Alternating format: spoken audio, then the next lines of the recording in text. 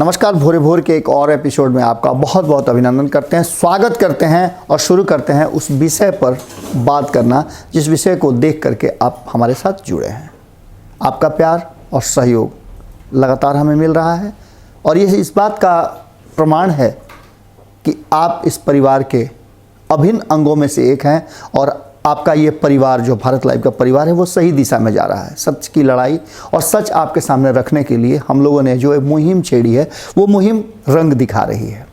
बिहार और बिहार की राजनीति में जो वर्तमान परिस्थितियां हैं, सरकार की जो स्थिति है और नीतीश कुमार जो सरकार के मुखिया हैं उनकी जो स्थिति है वो स्थिति कहीं ना कहीं आप सब और हमें, इसके साथ ही राजनीतिक गलियारे में भी बहुत ज़्यादा चर्चा की विषय बनी हुई है। नीतीश कुमार लगातार असहज दिख रहे हैं, लेकिन इन सब के बावजूद अब नीतीश कुमार के पास कौन से रास्ते हैं, नीतीश कुमार आगे क्या कुछ करेंगे, ये सब बातें तो हैं ही। इसके साथ ही क्या नीतीश कुमार एक बार फिर से अपने अपनों को मनाने के लिए अंतरात्मा की आवाज़ को सुनेंगे? ऐसा क्यों हम कह रहे हैं, इसके पीछे बहुत सारी कड़ियाँ हैं। हम लगातार आपको पल पल का अपडेट दे रहे हैं। हम ये भी बता रहे हैं कि भारतीय जनता पार्टी किस तरह से एक्ट कर रही है और उसके एक्शन का रिएक्शन क्या हो रहा है। हालांकि रिएक्शन जदयू की तरफ से कुछ भी नहीं हो रहा है। जदयू की तरफ से ऐसा लग रहा है कि नेताओं की और ख़ास करके प्रवक्ताओं की कहें तो घिघी बंध गई है। कोई भी कुछ कहने के लिए तैयार नहीं है और ख़ास करके जब सरकार चल रही हो, एक संविदा की सरकार हो, आपसी अंडरस्टैंडिंग की सरकार हो, गठबंधन की सरकार हो, तो ऐसे में बहुत सारी चीज़ संयम के साथ बोलने, कहने और एक्ट करने पड़ते हैं। लेकिन क्या ये बात सिर्फ एक तरफा लागू होती है? भारतीय जनता पार्टी पर लागू नहीं होती है क्योंकि बड़ा भाई है वो। यही हुआ था 2017 में। लेकिन 2017 में क्या हुआ था ये आप जानते हैं, लेकिन उसके कड़ियों को जोड़ने के लिए हमें थोड़ा सा पीछे जाना पड़ेगा। 3 दशक के आसपास या उससे थोड़ा कम हुए होंगे, 2.5 दशक तो निश्चित रूप से हो गए हैं नीतीश कुमार को भारतीय जनता पार्टी और एनडीए का हिस्सा रहे हुए। बीच के कुछ कालखंड को रख दे तो, अलग कर दे तो इन सब के बावजूद बड़ी सहज दिख रहे थे नीतीश कुमार और नीतीश कुमार की बातें एनडीए मानती थी। एनडीए में वो मुद्दे गौण हो जाया करते थे जिन मुद्दों से नीतीश कुमार को आपत्ति हुआ करती थी। लेकिन 2013 में वो मुद्दे सबसे ऊपर आ गए और उन मुद्दों को लागू करने के लिए 2 ऐसे चेहरे सामने आए जो गुजरात में ऐसा कुछ करके आए थे जिसकी चर्चा देश और दुनिया में थी। उसके लिए उन पर कई तरह के आरोप भी मढ़े गए थे, यहाँ तक कि तड़ी पार भी किया गया था। और नीतीश कुमार जो क्राइम, करप्शन और कम्युनिज्म के खिलाफ थे और ये उनके सरकार और उनकी नीतियों का सबसे बड़ा हथकंडा था। कभी समझौता इन विषयों पर नहीं करते थे और यही कारण था कि 2013 में जैसे ही नरेंद्र मोदी का नाम सामने आया, अपने आप को बिल्कुल अलग कर लिया नीतीश कुमार ने। इस एक्ट को सारे विपक्ष ने मिलकर के नीतीश कुमार का साहसिक कदम बताया था और ये बताया था कि ये सच्चे बिहार और इस देश के संविधान के रक्षक हैं। सभी लोगों की निगाह नीतीश कुमार पर पड़ गई थी और ख़ास करके कहा जाए तो लालू प्रसाद, जो पिछले काफ़ी समय से नीतीश कुमार से ही आक्रांत थे, नीतीश कुमार ने ही उनकी गद्दी छीनी थी, वो भी उनके साथ आ गए क्योंकि लड़ाई बड़ी थी और इस देश को बचाने की मुहिम तथाकथित रूप से चल रही थी। उसमें लालू प्रसाद ने बिना शर्त खुद तो समर्थन दिया ही, कांग्रेस से भी समर्थन दिया। इससे पहले हम आपको बता दें कि ये सब कुछ हुआ 2013 में। जैसे ही एनडीए से अलग हुए नीतीश कुमार, उनकी सरकार तो बच गई और साथ ही उन्हें खोया हुआ पुराना भाई और साथ ही दोनों मिल गए। सरकार चलती रही। 2014 के चुनाव में एक प्रयास किया गया और उस प्रयास में साझा विपक्ष के एक सर्वमान्य उम्मीदवार की चर्चा होने लगी। लेकिन नीतीश कुमार का नाम उस जगह पर आए उससे पहले नीतीश कुमार जी ने खुद को उस लायक तब नहीं समझा था। हालांकि चर्चा बहुत थी और भारतीय जनता पार्टी के भी कई नेता नीतीश कुमार को पीएम मटेरियल कहा करते थे, क्योंकि तब हो सकता है उनका स्वार्थ रहा हो कि वो अगर नीतीश कुमार पीएम मटेरियल हो जाते हैं, पीएम बन जाते हैं, तो उनके लिए सीएम की कुर्सी खाली हो जाएगी। लेकिन ऐसा नहीं हुआ। नीतीश कुमार नीतियों के बड़े ही चालाक खिलाड़ी हैं, खूब बेहतर ढंग से चीज़ों को समझते हैं और सामाजिक समीकरण को तो बेहतर ढंग से आंकते हैं। राजनीतिक रूप से नीतीश कुमार बड़ी परिपक्व खिलाड़ी माने जाते हैं। अगर बिहार की बात करें तो लालू प्रसाद के बाद नीतीश कुमार का स्थान बड़ा ही सर्वमान्य माना जाता है। ऐसी स्थिति में अपना नाम 2014 में नीतीश कुमार ने अलग कर लिया, लेकिन इन सब के बावजूद 2014 में जो कुछ भी हुआ उससे अलग हट करके सरकार तो बन गई एनडीए की, और न चाहते हुए भी विपक्ष के प्रधानमंत्री के रूप में नरेंद्र मोदी ने शपथ ग्रहण कर लिया। नीतीश कुमार तब ये समझ गए कि अब उनके पास विकल्पों की जो संभावनाएं हैं वो कम हो गई हैं, और उन्होंने लालू प्रसाद और कांग्रेस के साथ एक संविदा कर ली, एक महागठबंधन का निर्माण किया। और 2015 के चुनाव में हर हर मोदी घर घर मोदी वाले नरेंद्र मोदी की सर को ब्रेक लगा दिया और एनडीए को बिहार में सत्ता से दूर कर दिया। ये एक बड़ी जीत थी नीतीश कुमार की। लेकिन इसके साथ ही अब एक नई कहानी शुरू होती है। नई कहानी ये शुरू होती है कि सरकार का चलना शुरू हो गया और नरेंद्र मोदी से ज़्यादा घातक उन्हें लगने लगे 2015 से 2017, मात्र 2 साल से भी कम समय में लालू प्रसाद और उनके पार्टी के लोग। अंतरात्मा उनकी जागी और रातों रात उन्होंने पुनः एनडीए में जाने का फैसला कर लिया। 2013 में जिस नीतीश कुमार को लालू प्रसाद ने एक साहसी व्यक्ति और साहसी कदम बताया था, 2017 में वही फिर से साहस दिखा दिए और महागठबंधन को छोड़कर एनडीए में चले गए। तब लालू प्रसाद ने यह समझाने का प्रयास किया था कि आपका ये कदम बहुत ही ज़्यादा खतरनाक और गलत है। कई उदाहरण और कई प्रमाण दिए थे, बड़ी निपोरिया किया था, चिरौरी किया था कि आप इस तरह का एक्ट करके अपने तो खत्म हो ही जाएंगे, आपकी पार्टी भी समाप्त हो जाएगी, क्योंकि भारतीय जनता पार्टी के मुंह में खून लग गया है और वो छोटे छोटे छत्रपों को, छोटे छोटे दलों को धीरे धीरे समाप्त करती जा रही है।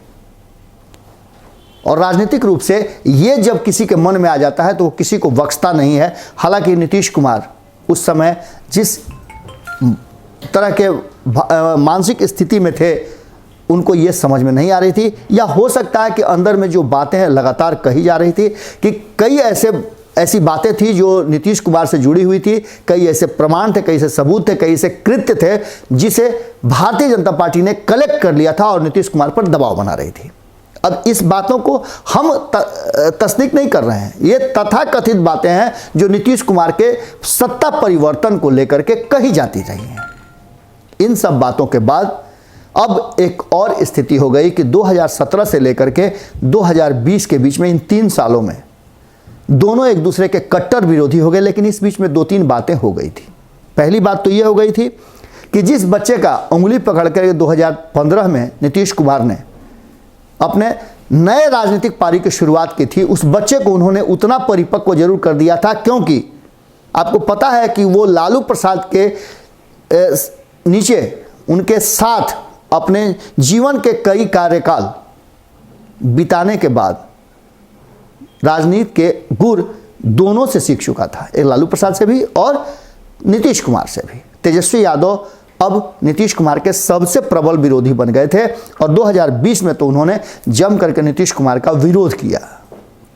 अब यहाँ स्थिति आती है कि 2020 में जो लालू प्रसाद ने 2017 में बातें समझाई थी, चिरौरी किया था, निपोरिया किया था, वो बातें अब 2020 में नीतीश कुमार को घातक कर दिया।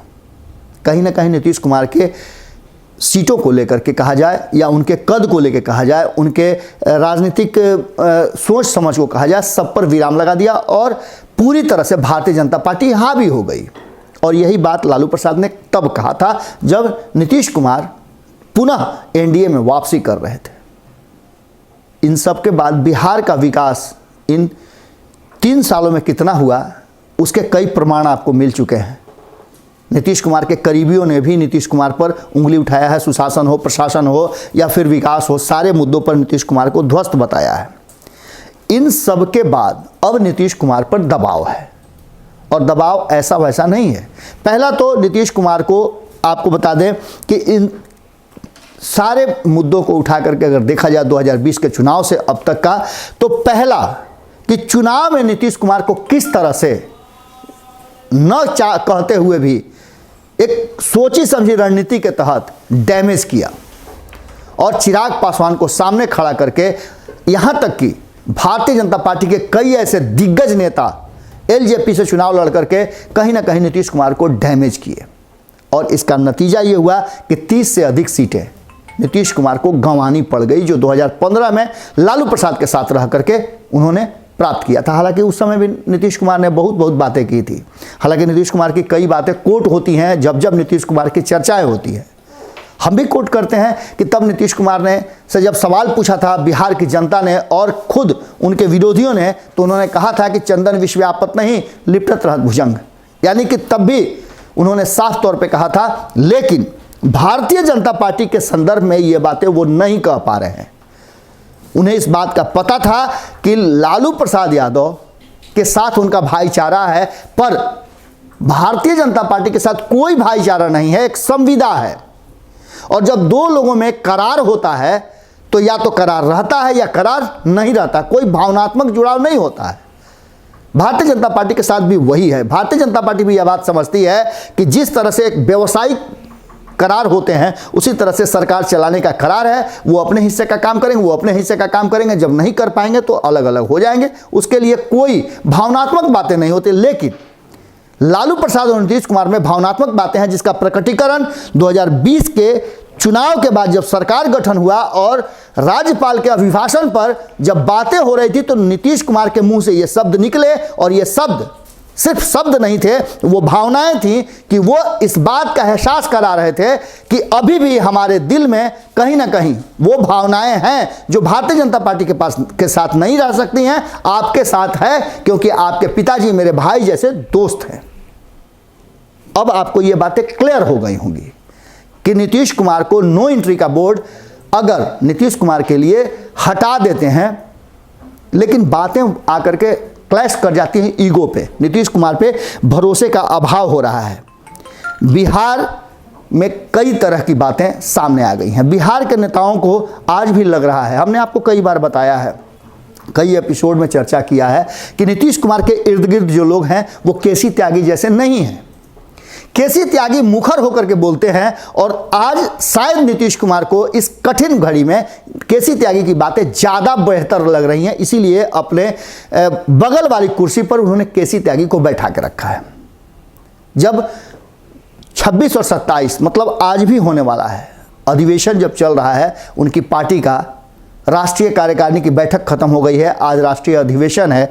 आज राष्ट्रीय अधिवेशन में उससे पहले केसी त्यागी की बगल में कुर्सी होना और कान में कान लगा के बात करना, ये बात को दर्शाता है कि नीतीश कुमार को कहीं ना कहीं केसी त्यागी की बातें जो वो कड़े शब्दों में कह रहे हैं, भारतीय जनता पार्टी को कह रहे हैं कि चेत जाओ, तुम गलत कर रहे हो, पीठ में खंजर भोंक रहे हो, धोखा कर रहे हो।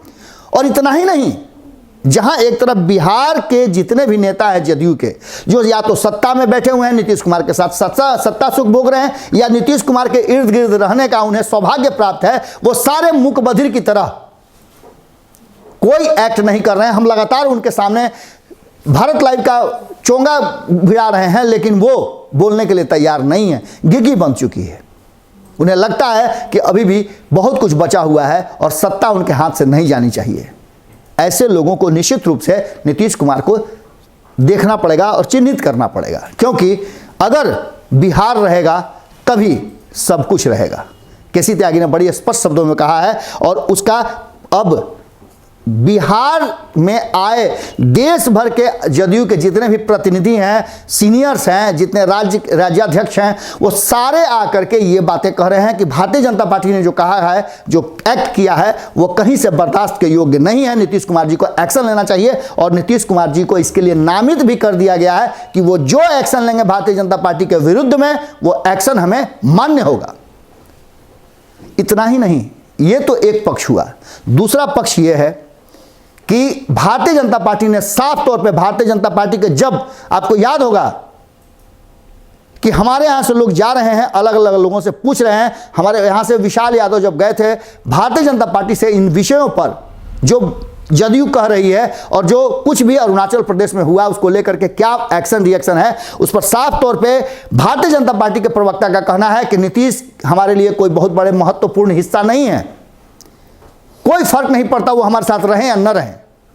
इतना ही नहीं, जब नीतीश कुमार को देश भर से आए प्रतिनिधियों ने कहा कि ये पीएम मटेरियल है, एक बार फिर से ये बातें उठ गई है, तब भी भारतीय जनता पार्टी का कहना है कि नो वैकेंसी है। और नीतीश कुमार जी 2014 में भी ऐसा प्रयास कर चुके हैं, जबकि हमने आपको पहले बताया कि नीतीश कुमार जी ऐसा कोई प्रयास नहीं किया था। वो नरेंद्र मोदी के सामने खड़ा ही नहीं होना चाहते थे, क्योंकि तब नीतीश कुमार को पता था कि ये उनके लिए घातक कदम होगा। जो आदमी चुनाव हारने के बाद अपने पद से त्याग वैचारिक आधार पर और उसका अपने ऊपर लेते हुए कि वो अक्षम रहे हैं पार्टी को बेहतर प्रदर्शन कराने में, त्यागपत्र दे देते हो मुख्यमंत्री के पद से और जीतन राम मांझी को बना देते हो, वो आदमी कैसे इतना बड़ा डिसीजन ले सकता था। लेकिन अब परिस्थितियां बदल रही हैं और एक बार फिर से बड़े भाई को मनाने के लिए अंतरात्मा की आवाज़ नीतीश कुमार सुनने के लिए मजबूर हो सकते हैं। आज बहुत सारी बातें निकल करके सामने आएंगी। हो सकता है इन बातों का प्रकटीकरण तत्काल न भी हो, लेकिन इतना तो तय है कि भारतीय जनता पार्टी के साथ और उसके किए गए एक्ट पर आरजेडी जिस तरह से नीतीश कुमार को आमंत्रित कर रही है, नीतीश कुमार का मन और मिजाज साथ साथ अंतरात्मा बदल सकता है। आज पूरे दिन हमारी नज़र जदयू के पूरे एक्ट पर लगा हुआ है और इस पर से क्या बयान आते हैं उनके विरोधियों के, साथियों के, इस पर भी बनी हुई है। लगातार हमारे कई रिपोर्टर्स अलग अलग राजनीतिक दलों के बयान संग्रहित करने और उनके विचार जानने के लिए लगे हुए हैं। हम आपको पल पल का अपडेट जैसे दे रहे हैं, देते रहेंगे। बस आपका साथ और सहयोग चाहिए और इस सच की लड़ाई में आपके द्वारा आहूत किया हुआ 1 रुपये का भी सहयोग बहुत बड़ा योगदान होगा। सहयोग जरूर करें, क्योंकि सच की लड़ाई में आप ही तो हैं जो हमारी हिम्मत है और हौसला है। नमस्कार। अगर ये वीडियो पसंद आई और वह बिहार के राजनीति और बिहारियत से सरोकार रखेनी तो सब्सक्राइब बटन दबा के चैनल के सब्सक्राइब कर ली। ओजे एगो घंटी बा, ओकरा बटन दबा देला से कुल सटीक और मारक खबर रुआ मुफ्त में मिल जाई। अगर रुआ पत्रकारिता के हमनी के नया प्रयोग में सहयोग कर चाहतानी तो ज्वाइन बटन दबा दी। पेटीएम नंबर नोट कर ली 9386816700। धन्यवाद।